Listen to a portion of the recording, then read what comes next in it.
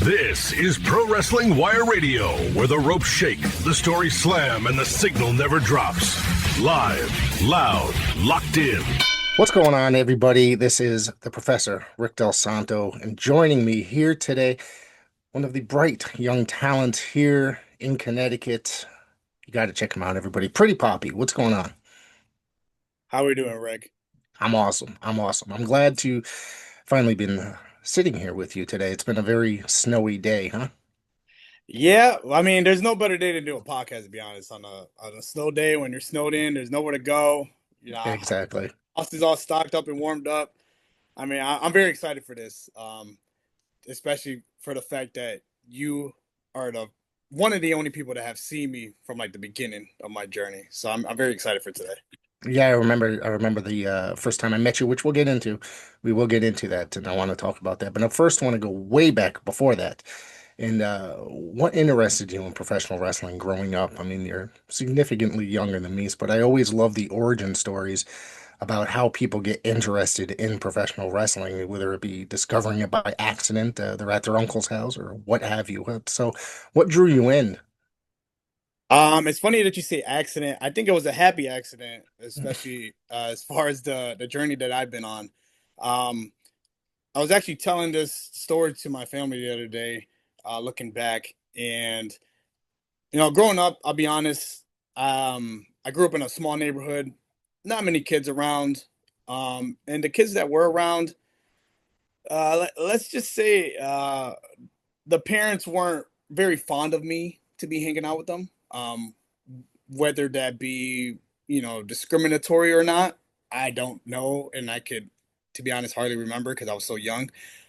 So I grew up having a lot of trouble making friends and interacting with other kids, especially having two older brothers that are technically my half brothers. So I didn't really grow up with them in the household. So I kind of was like an only child a lot of the times. So fast forward, we ended up moving houses, and I met my neighbor for the first time. His name is Steven. And I remember interacting with him and talking with him, and he invited me over his house one day. And I came over, and what did he have on the TV? WWE. And it was a Friday night. Friday Night SmackDown was on. And I asked him, hey, what is that? Not knowing anything about pro wrestling or WWE beforehand. And he was telling me, like, oh, you never seen WWE before? I was like, no. And he was explaining to me, like, all the superstars, all the wrestlers, showing me, like, Batista, Rey Mysterio, The Undertaker. And this had to be at about the summer of '07. So I want to say the tail end of the ruthless aggression era, going into the PG era, and I just was gravitated towards it instantly.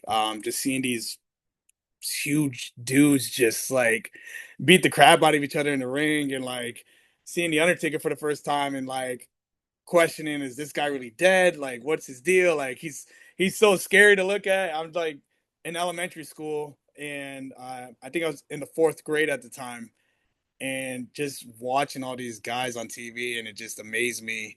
And the first guy that I actually connected to was MVP, and a lot of people will question me like, "Oh, MVP, he's cool and all, but like, back then I would have thought you would have said like Rey Mysterio or The Undertaker or John Cena." Sort of a random You're name right. to choose out as to being attracted to.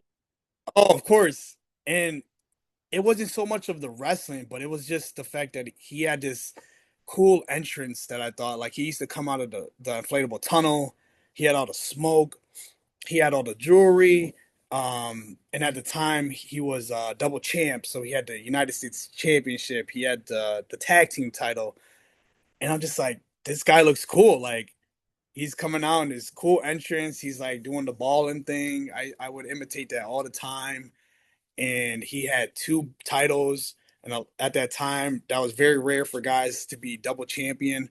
You see it a lot now on TV, but like back then, it wasn't common. So I just thought he was like the coolest dude ever, and that was my introductory into into WWE and professional wrestling. And then, what brought you to decide that that's what you wanted to do with yourself? And I think the first time I met you was at a Tetsu show, I believe. Yes, You were, yes, it was. that was my debut as commentary at Tetsu, and I don't, was that your debut as well there? It was actually my debut as well. Okay. Debut under Independence, yes. Yeah, and I believe me and you started talking pretty early on in the day as after I arrived, and you mentioned something about training under Cody Rhodes a little bit as well. Is this or the Nightmare Factory, right? Yes, you'd be correct. Yeah. So around senior year of high school, ever since '07, when I first started watching WWE with my friend Steven, I was hooked instantly. I never stopped watching, even in the time period when wrestling was not very popular as it is today. A lot of people fell off. A lot of my friends stopped watching. I can tell you now, I never stopped watching throughout all these years, no matter how bad the product people thought it was. I thought it was great. Um, and I can understand comparing it to the ruthless aggression era and to the attitude era, but like I was just hooked and I never stopped watching. And around senior year, it was time for all of us to decide, what's the next step. You're going to graduate high school. I had counselors asking me, are you going to join the workforce? You're going to go into the military, college. And I did a little bit of research at the time, and I found out, you can actually train to become a professional wrestler. Like there's wrestling schools out there, and I thought that was the coolest thing ever. So when I found out that it's a possibility to become a professional wrestler, just like the guys I saw on TV all these years, I knew that that was what I wanted to do. And then the following year, I had let my family know about it. And they were very supportive. They knew I was a big fan of wrestling. But my parents, especially being, um, I'm, I have parents who were immigrants who came to this country and then got their citizenship and all that and chased their dreams. But education wasn't really a thing in my family. So my parents pretty much told me, we support your wrestling dreams, but we would love it if you would go to college, get a degree, get your education, and when you're done with that, pursue pro wrestling. And for me, I'm a big family oriented guy. I love my family. Um, they've been my biggest supporters throughout all of this. So out of respect and loyalty to my family, I thought, you know what, let me go to college, let me get education. And that's what I did. I graduated from Southern Connecticut State University. I got my bachelor's degree in interdisciplinary studies, concentrating in psychology and exercise science. And I became the first male in my family to graduate from college with a bachelor's degree. So I thought that was really cool. And Congratulations. That's awesome. Yeah. thank you, man. I appreciate that. So once I graduated college, of course, this was around 2020. And we all know what happened in 2020 with the whole pandemic. Hmm. Everything shut down. Nobody really knows what's going on. I don't know what's next. But what I did know was I wasn't gonna give up the dream of pursuing professional wrestling. During the pandemic, a guy by the name of Cody Rhodes, the American Nightmare, he sent out a tweet and he said, I am starting up a wrestling camp, a wrestling school down in Georgia. Um, Applications will be starting soon. More to come from this. And again, watching WWE all these years, never stopping, never getting away from the product. I was a big fan of Cody Rhodes. And, through all the eras, like the dashing Cody Rhodes, even when he was Stardust, it was a bit goofy, but like it was still entertaining to me. And then when he left, I remember him, going back to going to the Indies, not going back, but going to the Indies and doing his whole American Nightmare thing. And I fell in love with that too, like, betting on yourself and, you know, making a name for yourself. So I found out about the website, found out about the application. I instantly signed up. And then fast forward, I ended up getting selected to go down to Georgia for 3 months. And this was springtime of 2021, and it was actually the week of WrestleMania that year when they had just reopened and had Mania in Tampa, and it had a select few fans. It wasn't full capacity yet, but I remember that year specifically because that's the same week I moved down to Georgia. I packed my car, just not knowing what was going to come from all of this. I drove down from Connecticut all the way down to Georgia by myself, got an Airbnb, and I attended the Nightmare Factory, Cody Rhodes. That's Uh, awesome. Thank you, man. Thank you. Yeah. What was it like when you were in there with him, training with him? Was QT Marshall still part of it at that time? Absolutely, yeah. And I So, believe Sean Spears was as well, too. Is that true? Was he there? I, so I know he was I there know, for a bit, I think. I'm not sure if it was at that time period. yeah. So at that time period, everybody was still with AEW, Right. and Cody was still an executive, and I was part of Camp 3. So I was part of the third camp ever to Hmm. happen at the Nightmare Factory. QT Marshall was the head trainer. Cody Rhodes was also a trainer. And I even had WCW wrestler Glacier, who was also there, and he Ray was Lloyd. helping. Yep. Yep. Yes, Yes. Royd. He Yep. he look, he's a great dude. Yeah. Unfortunately, he couldn't stay the entire camp because at the time I believe he was getting surgery. But man, that guy helped me out so much in the first few weeks before he left, just giving me advice and just helping us out with, you know, just critiques and sharing a lot of life stories about like why he fell in love with pro wrestling. And so it was basically those three guys. It was Cody, QT, Glacier, and QT's wife, uh, Caroline. She was our nutritionist coach. So the experience was great. Um, it was one of the best times of my life, especially up to that point, being fresh out of college, and brand new to pro wrestling. I remember being in the camp, and I believe it was around 10 to 15 of us. Some people dropped throughout the camp, but I remember being like one of four guys that were brand new, never, you know, been in the ring, taking the bumps, doing all the training. A lot of the guys came prior with prior training from all over the country. We even had a guy from Canada that was in our camp. We had a very diverse group of guys, very talented too. And I'm proud to say, like, at the end of the camp, not only did I become a pro wrestler with QT's training, Cody really focusing more on the psychology, focusing on the promos. We had promo classes with Cody um, on every other week basis, and him helping me come up with the character, the gimmick, with my name. I remember the first time I presented Cody with the name Pretty Papi, and he looked at me and he was like, "Pretty Papi." He took a second, he took a pause, and it felt like forever. And I'm like super nervous. I'm like, oh, he's gonna hate this. And he looked at me and he said, you know what? I like it. He's like, Pretty Poppy, I like that name. He's like, you know what? Keep that.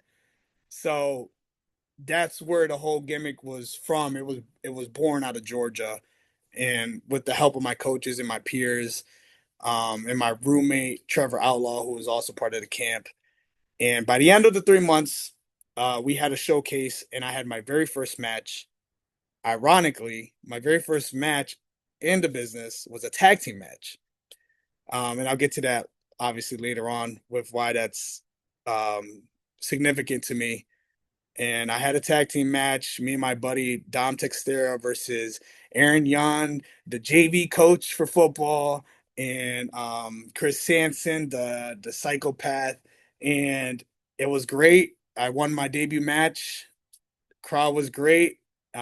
Very small, intimate crowd because of the still being on the tail end of the pandemic. But it was great. My parents flew down from Connecticut to see me wrestle for the first time in my debut match, and it was great. Took a picture with Cody QT at the end of it, and yeah, it was amazing. Getting to work with Cody Rhodes and QT at the time. And the last thing I will say about the experience, it was crazy because Cody was so busy at this point. He was filming his reality show. He was AEW executive, traveling every week to Dynamite, coming back to help coach us, and he was expecting a baby. And it was right before our showcase when his wife Brandy actually gave birth, and we were some of the first people to see a photo of his newborn, which I thought Wow, was really cool. that's real cool. That's real cool. Yeah. So, you came back to Connecticut after what, the 3 months and after the showcase, and you hooked up with TOS, Test of Strength, right? With Slick and Bobby Ocean. Yes. Is that, So yeah. I moved back to Connecticut, as did everybody. Once the camp was over, they told us, go back home, take what you learned, use our name, and utilize what we taught you, and just get after it. Hit the indies, try to get scouted, try to get signed, and just enjoy the journey, especially in the beginning.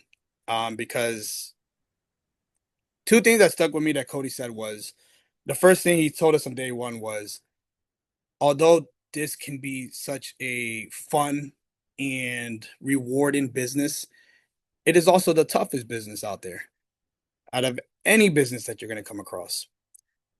But also, in the beginning stage, when you're training and you're with your friends and your buddies and you're learning how to be a pro wrestler and you're learning how to, get green lit for the independents and do shows and matches, this is also the most fun you're going to have, because this is the least amount of pressure you're going to have.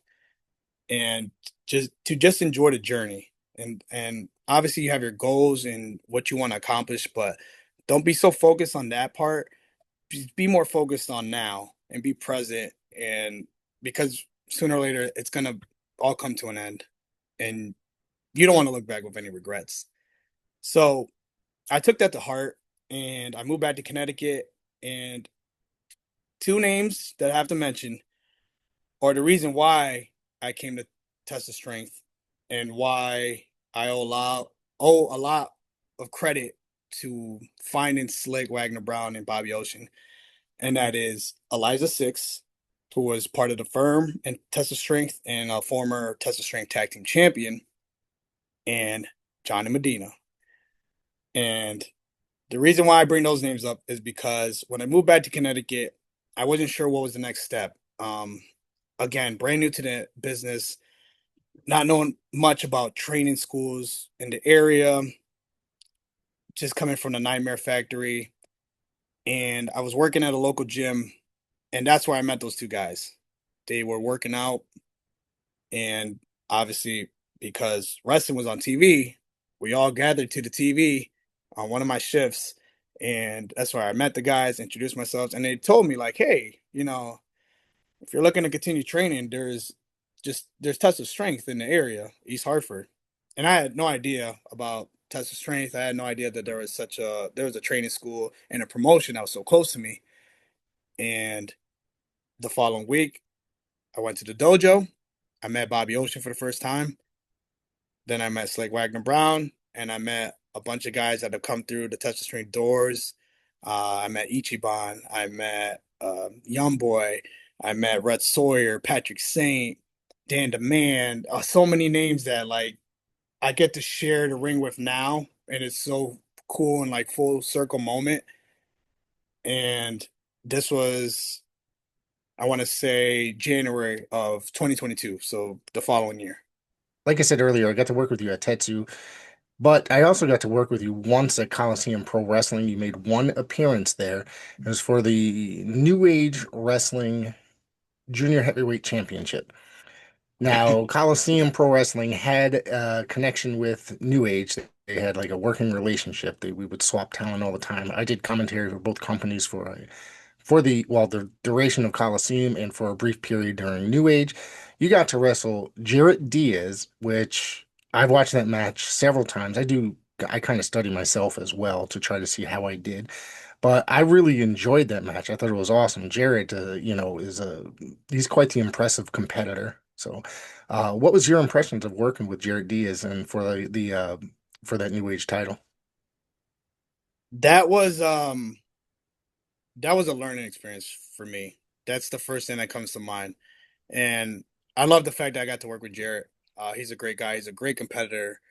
And I can see why he was their champion at the time. But to tell you the truth, Rick, at that time, this was when I was fresh off of a hot debut at Tetsu Pro. This was going into the new year. I was in my rookie year. And to tell you the truth, I don't think I was ready for a match at like a high caliber match like that. And the reason why I say that is because it was my first title match. Again, a couple months into my rookie year, and I was extremely nervous. Um, Mm. Debut at a new promotion. Again, at the time, I've only wrestled at two, maybe three other promotions, including Test of Strength. And it was my first time, as we like to say, like first time out in the wild. Right. And again, extremely nervous. Nothing to do with Jarret. He's a great guy. I think during that match, my mindset probably wasn't. I didn't have the most confidence like I do now today. But I'm grateful for that match because it helped me realize, like, wow, I have a lot of work to do. I have a lot of work to do as far as in ring. I Hmm. have a lot of work to do as far as my confidence. I have a lot of work to do as far as presentation. But again, I needed a match like that to get me out of my shell, to help me build that confidence, even in defeat, even in losing in that match and not winning the championship. I'm actually happy that I didn't win that match because I don't feel like at the time I was even ready to become a champion that early into my career. And it's not a knock on myself or my work or like low self esteem or anything. It's just the reality is I think I could have done a lot better in a match like that today than I did back then. But again, grateful for the opportunity and grateful for the crowd that night. Again, they didn't know who I was, but by the end of that night, they were either cheering or booing me, and Yeah. that was what was important to me. Yeah. I'd love to see that now that you're, a few years in. And I've gotten to see Jarret Diaz recently, a couple times recently. I saw him I went up to a TV taping for Gotham Wrestling in New York, which was in the Palisades Mall. And I saw him at Blood, Sweat, and Tears just, 2 weeks ago. And that dude, he's 7 years in. We had a conversation after the show. He's 7 years in, which I think it's hard to believe that I've been watching him pretty much duration of his career, but it's like he was awesome back then, but now he's like improved so much more too as well. Like he's really awesome. So that's a match I'd love to see again, you guys seeing that you're a couple years in and see how it would go this way now. Absolutely, I'd love to run it back with Jarret. That'd be a great match, whether it's for the title or not. I mean, I think we would have a much better match this time around for sure. Yeah, yeah.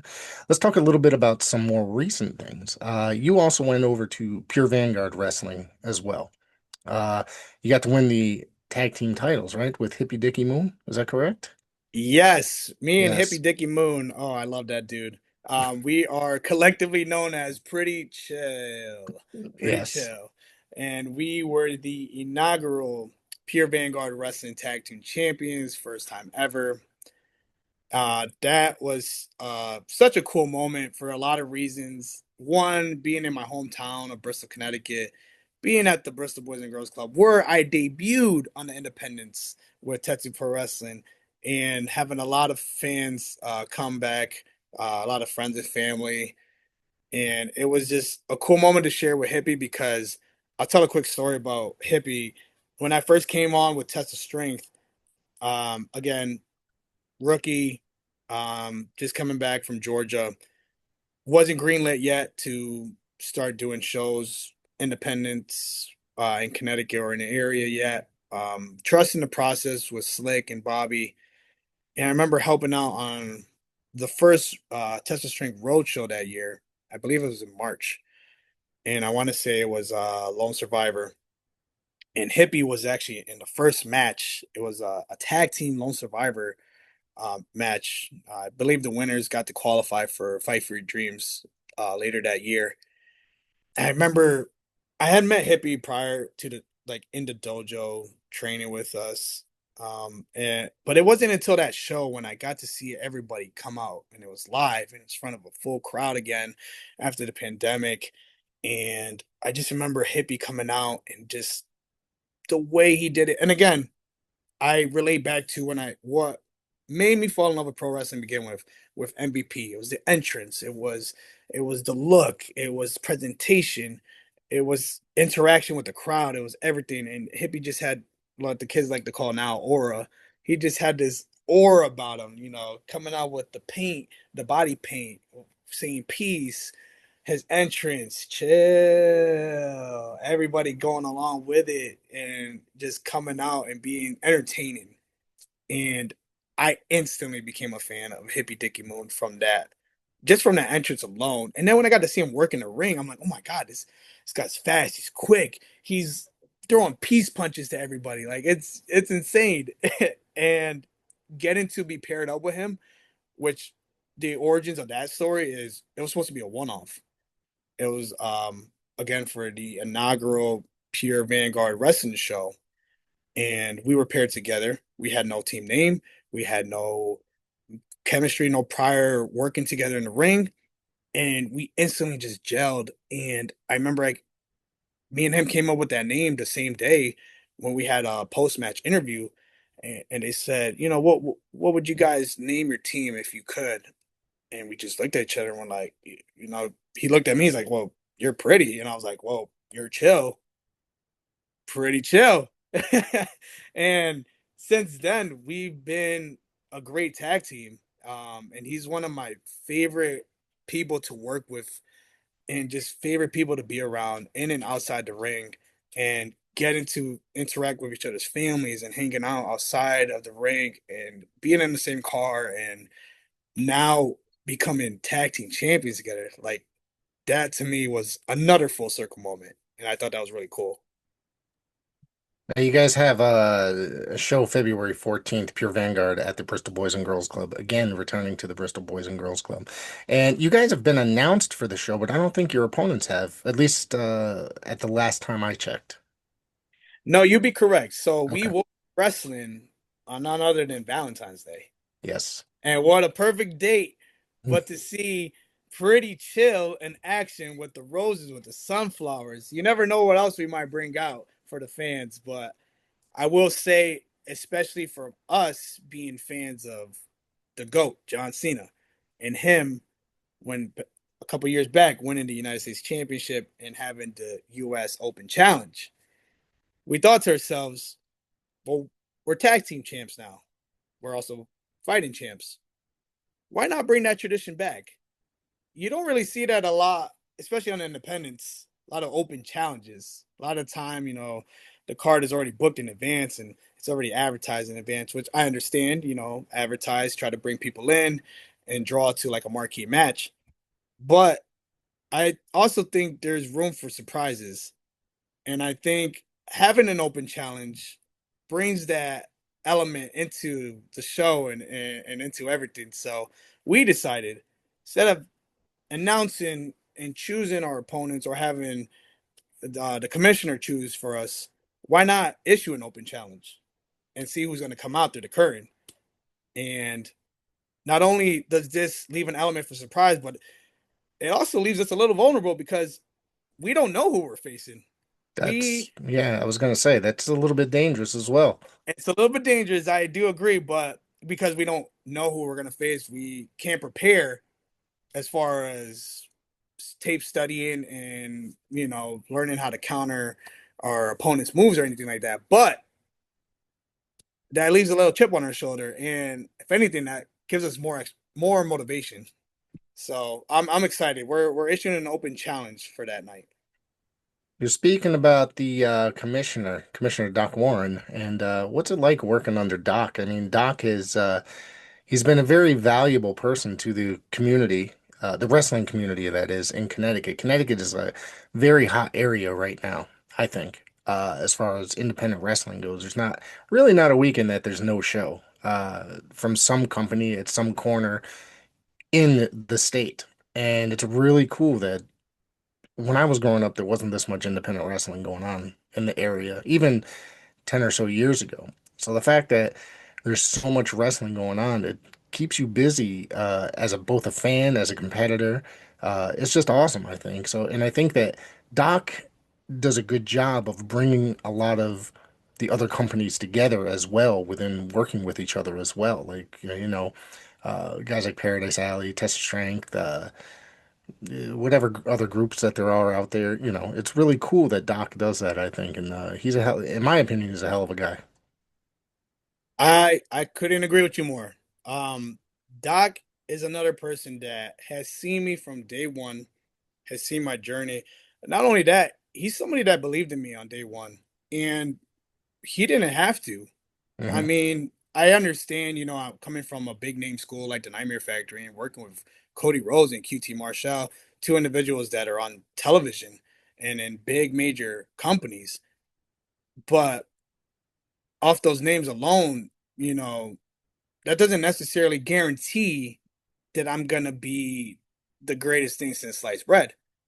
So the fact that he took a chance on me from the beginning and he believed in me, and from my debut at Tetsu Pro at the Bristol Boys and Girls Club, he told me himself, and he pulled me to the side, said, "Dude, you're gonna be somebody. You're gonna be something." He is like, the fact that you came out and in your debut, you had so many people come out for you, Yes. and I could tell that story real quick, just because we keep mentioning it. But I my remember like you had a bunch of I'm sorry to cut you off. I'm sorry. no, But no, you're fine. I remember that this is my impression of it. You had a bunch of kids. Are you the wrestling coach in Bristol? Or is So that yeah, so it, for the place was going nuts. That's all I remember for you specifically. But go ahead and tell your version of the story. no, no, of course. So I was a former um Bristol wrestling coach for the Bristol Gladiators at the Bristol Boys and Girls Club, and I was a coach for about 7 years. Oh wow. And so if you we go back a little bit, during the time when I was in college, again, the goal was graduate college, become a pro wrestler. I thought, what could I do in my meantime? Because I was an amateur wrestler in high school at Bristol Eastern, and I just fell in love back then with amateur wrestling. And I know that amateur and pro wrestling are two different worlds, but I still fell in love with both, just like, guys like Kurt Angle. And I thought, what could I do in the meantime to help me pass the time while I pursue my education? And I reached out to my old high school coach, Brian Lishness, who is the current head coach at Bristol Gladiators. And he told me, like, you're more than welcome to come down and help out. Like, we love having alumni come down and help out with the kids. And that's what I did. And I never looked back. And for the following 7 years, I want to say up until 2 years ago at this point, I was a Bristol Gladiator coach. And so I built that relationship with all the kids that grew up. And it's crazy because now all the kids that I coached back then, they're in high school now, and they're still wrestling, and watching their journey is amazing. And I built that relationship with the coaches, with the kids, with their parents. And so when they all found out I was going to be debuting on the independents as a pro wrestler, they instantly wanted to come and support. Now, I tell this story at the time, and the boys always, they crack on me about it. And there's an ongoing running joke about, oh, it's Bristol. Pretty Papi's gonna bring his people, and it's because of that night. Because I told people about it, I advertised it. Some people said, yeah, we'll try to make it, not knowing that like the entire team was going with their parents and the coaches. And um I'm gonna try not to get emotional about it, because like every time I bring it up, like I just get choked up, because it was not planned. It was not what I was expecting. I was expecting maybe a couple people were gonna show up. My entire family was there. The community was there. And it was like I came out to the curtain and the place went crazy. And for a debut to have a pop like that is very rare. And I will always, always, always have a special heart for them, a special place in my heart for them because of that. So again, I owe a lot to Xander Litt, owner of Tattoo Pro Wrestling. I owe him a lot for giving me the opportunity to debut and for my debut to be with his promotion and in my hometown, let alone in Bristol. So now you fast forward, and I'm still wrestling at the Boys and Girls Club, but now it's under Pure Vanguard Pro Wrestling, and now teaming up with Hippy and being a tag team champion, and it's just a full circle moment, and I think it's really cool. That's an awesome building. My connection to the Bristol Boys Club goes way before wrestling. My son used to play basketball, used to play AAU basketball, and we used to have to go to tournaments in there.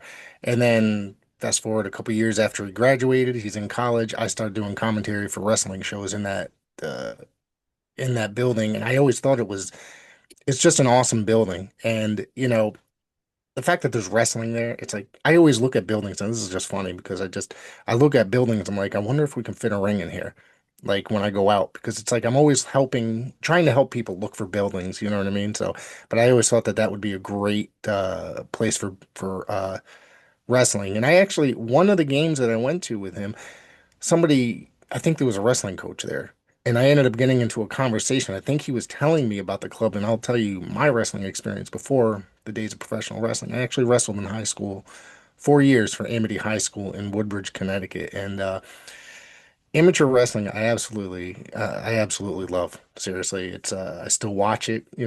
I'll watch the college, the Olympics, whatever. It's just to me, that's just the roots of wrestling as a whole, and it's wonderful. No, absolutely. Amateur wrestling is a big part of my life. And it's funny because me and Cody could connect on that because I remember listening to one of his interviews and he talked about, there was a time period when he thought, WWE wasn't going to work out. And this was early on. And he's like, you know what? Maybe this isn't for me. Maybe I'll just, you know, quit. And then he said his other aspiration would have been to be a high school wrestling coach. So I thought that was cool because I believe that once the pro wrestling in ring career is over for me, that I would like to return to my roots and continue to coach and be a full time coach. But it's a big part of my life, and I miss it truly. I miss being with the kids at the Boys and Girls Club, but obviously now my focus has changed, and it's now fully on pro wrestling and chasing that dream. I assume it's because you're just busier with professional wrestling Friday, Saturday, Sunday. It's like it's a hot time for pro wrestling, as I said earlier. Yeah, definitely. Yeah, and I remember you saying earlier, this is probably the hottest time, like for pro wrestling in Connecticut alone. Like you Yes. have Yeah. Pure Vanguard, you have Tetsu, you have TOS, you have PAPW, and some other more promotions, and even in the surrounding states like Massachusetts and New York and New Jersey and Rhode Island. Mhm. And it's just amazing. Like this is a great time to be in the business for sure. Absolutely. Let's talk. You mentioned PAPW just a second ago. You recently, uh, was it a few months ago, 2 months ago? You made your debut for Alley Fights. Uh, Yep. and that is kind of where I got my start in professional wrestling was doing commentary there. And just going to the Alley Fight shows in the beginning, and then one day I was asked to do a show. I said, okay. And through the podcast, obviously, because I was doing podcast. It's during the pandemic I started the podcast. I'm sitting at home, bored as all hell. And now it's almost what 6 years, 7 years later, because it started in 2019, I believe. So you made your debut there at Alley Fights, which was a few months ago against Montilla the Killer. What was your impression of coming into Alley Fights and wrestling him? That was a very interesting match, if I do say so myself. Yeah, so just speaking of alley fights and PPW first, that was always a goal. That was always on the list to check off was to debut and wrestle in that building. And because again, um, when I came back from Georgia and doing my research and not sure what the next move was, and then especially after I joined with Teat of Strength and hearing about PPW, and I'm like, wow, there's another promotion in Connecticut. Like that'd be really cool to wrestle for them and to wrestle in that building. So that was a cool moment to debut for them. And yeah, Montilla, he's an interesting cat to say the least. It was good working with him. I did not realize until wrestling him that he was only about a year or two into his career. Fairly new, a lot less experienced than I was. And it's funny saying that now because I was once in his shoes where, and I talk a lot about full circle moments. I am a very big believer on everything happens for a reason and full circle moments and like coincidences or not. And I remember, not to pull the curtain back too much, but I remember he was very nervous um, before the match, um, and just talking to him, and not to throw him under the bus or anything like that. And it's not a knock on him, but again, this was maybe a handful of one of his matches. He's normally a tag team competitor, and he was explaining how this was one of his very few solo matches, singles matches. Very nervous, and then I thought back to that match with me and Jarret. I was in his shoes at one point, and I know that feeling. So now I'm in a position where I could be like Jarret, and I could help this younger talent and help to not only try to get them over with the crowd, but help them give them that experience and what Slick Wagner Brown always taught me, when you get to that level, now it's your job to try to elevate other people, just like they elevated you. So that's one of my favorite things now at this stage is I'm kind of in that middle stage where I'm still early in my career. And now I'm getting to wrestle guys that are more experienced than me to help elevate me. But now I get to wrestle younger guys who are fairly new or brand new. And I get to help elevate them and teach them things. Because again, being a former coach for 7 years and teaching kids how to wrestle, it's almost a similar thing where I get to teach somebody else who's fairly new in their career. And I was proud of that match, to tell the truth. Uh, a very interesting match. You had two polar opposite wrestlers, two polar opposite characters. Yeah, you got a anti luchador but he wears a mask, so it's kind of confusing. But then you got the pretty boy who thinks he could get all the ladies, and he hates the fact that Montilla's wearing a mask because he hates ugly people. He loves pretty people, beautiful people. He hates the ugly fans in the crowd, but he loves the women. But the women that night, they weren't really reciprocating that, and they weren't really falling in love with me. But I digress, and I got the win, so that was cool. I got to win that match, and again for a debut for Alley Fights, I thought that was a really special moment. Yeah, I enjoyed calling that match, and I love Valley fights. And anytime, like, there's certain people I really like working with in the ring, or like, calling matches for. You're definitely one of them. So, it's fun. It's fun. So, my next question is, what else do you have coming up in the weeks and months to come? So I'm glad you asked me that, Rick. So the next thing that I am booked for will be February 1st. It will be a Sunday. I am booked for my home promotion, Test of Strength Wrestling, Training Day 61. It will be me, and I would be remiss if I didn't mention that I am part of two tag teams in professional wrestling, and I am part of a team collectively known as Pretty Magic, and my partner being Magic Man, who also, I'll tell a quick story about him. I came up with him too through training at Test of Strength, and he started maybe a couple months before me, and I got to be his debut match, teaming up with him. And it's funny because a lot of times, again, just like with Hippie, it was supposed to be a one-off. It was supposed to be me and Magic. We teamed up at Training Day. It was his debut. We faced Young Boy, who at the time was known as TOS Young Boy, when he was under the tutelage of the Grapple God, Jordan Rowe, and he was teaming up with the young Jermaine Marbury and young Benny the Basketball. So I thought that was really cool.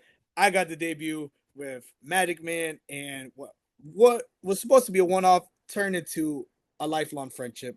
It turned into a really cool tag team in Teat of Strength. I think we are not only established household names in Teat of Strength, but we have won the crowd over the past 2 years of grinding in Teat of Strength.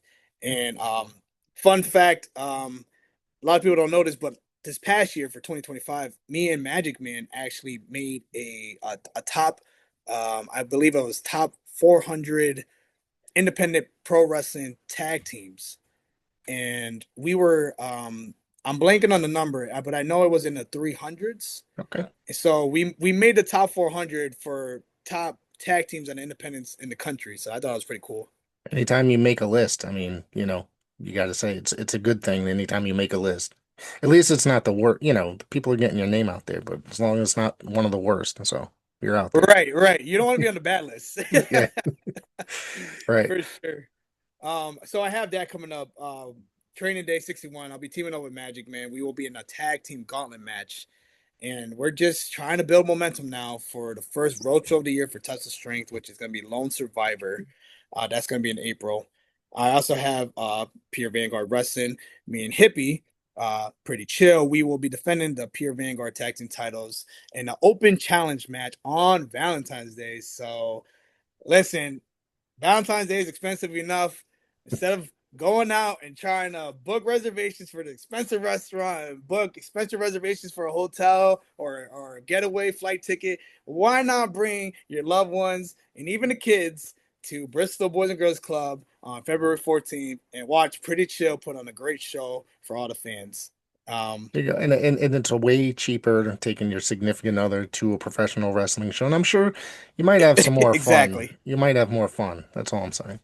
You might, You might, might, maybe. might, but we're gonna try our best to put on a great show for the fans, so they can go home happy and celebrate Valentine's Day that day. And then I'll also say the next day, the following day on February 15th, I will be with Wrestling with Characters for Wintertime Shenanigans, Cupid's Chaos. It will just be myself as Pretty Papi. I don't know what I'm going to be doing yet that day, but just for the fans to know, I will be there in the Britain and I will be there for Wrestling with Characters with Kurt Adonis and every other of the characters from Wrestling with Characters. So I'm excited for that. And then the last ones I will say for March 28th, we have Tetsu Pro, Mean Business. Again, me and Hippy Dicky Moon, pretty chill. We'll be there. Not sure yet what we will do, but I'm hoping that after this past year and after getting screwed over a couple times, I'm hoping we still have a shot at the Tetsu Pro tag team titles and maybe just like my favorite wrestler growing up, MVP, become a double champion. And then the last one I'll mention real quick, earlier that month, March 7th, Saturday, I will be in Long Island, New York. So any of the fans that are listening that are in the New York or the tri-state area want to come see me, Pretty Papi, I will be at KBP, Luck of the Fury 2. I am very grateful for KBP for them allowing me to use that as a platform to cut promos during shows, to be in a main event, my first main event match, to be a champion over there, and to be a household name in Long Island, New York. So excited for those dates. All right. That's awesome. That's awesome. Thank you. And why don't you go? You can find you on all the socials by looking up Pretty Poppy, correct? Yes, on the socials, you can find me at the Pretty Poppy, all lowercase, on Instagram and X. And I am going to plug in. I just created and started my YouTube channel, so that will be Pretty Poppy Pro Wrestling on YouTube. I already have 2 matches posted up. I have my match from Rhode Island, and I also have a match with me and Hippy, pretty chill, against Waves and Curls from a couple years back. So watch out for that. I will be posting more content pretty soon, and I'm hoping to keep that consistent. And who knows? It might be a big thing like Sammy Diaz in his top 5 vlogs. I'm coming for you, Sammy. I see you with those followers, so who knows? We'll see. There you go. That guy's everywhere. And was it last week he had a great match with Richard Holiday over at Blood, Sweat, and Tears. So I got to tell you, man, that was a lot of fun to watch. So, Poppy, I want to thank you for joining me here today and talking about your professional wrestling career. And as your career grows, and we're gonna have to have you come back at some point. Absolutely, Rick. I want to thank you again from the bottom of my heart. You gave me a platform once again. And again, you were one of the first guys to see me from the come up and also be nice to me. And I know that sounds weird, but in this crazy world we call professional wrestling, like Cody Rhodes told me once, it is a tough business and it is probably the toughest business out there. So for a guy like yourself to just be genuine, just to be nice and not be mean or critical, when again you didn't have to be, I thank you so much and thank you for having me on today. Absolutely, man. I want to thank you, and you enjoy your day. Everybody, go subscribe to the YouTube channel. Follow on all the socials, Instagram, Facebook, and on Twitter and all that stuff. So, thank you again. Thank you, Rick.